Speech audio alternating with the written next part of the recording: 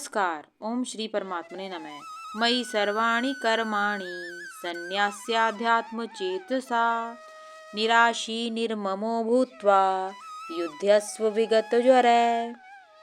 इस श्लोक में भगवान कृष्ण अर्जुन से कहते हैं कि अपने सभी कर्मों को तुम मुझे अर्पित करके परमात्मा के रूप में लगातार मेरा ध्यान करो।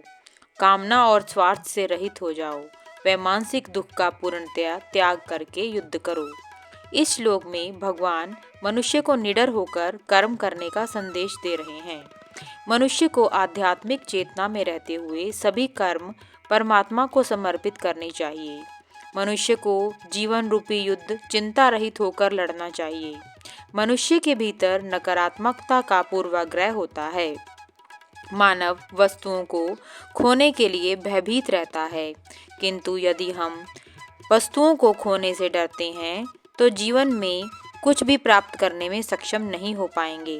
ज़्यादातर मनुष्य जीवन में भयभीत होने के कारण अपनी पूर्ण क्षमता से कार्य नहीं कर सकते, किंतु इस समस्या का समाधान यह है कि हम अपने कार्य को उच्च सत्ता को समर्पित करके करें।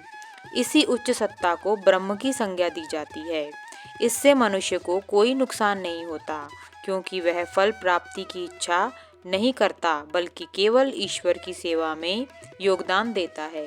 इसलिए भगवान अर्जुन को कहते हैं कि तुम बिना किसी चिंता के युद्ध करो और सत्य में स्थिर हो जाओ, क्योंकि यही तुम्हारा वास्तविक धर्म है।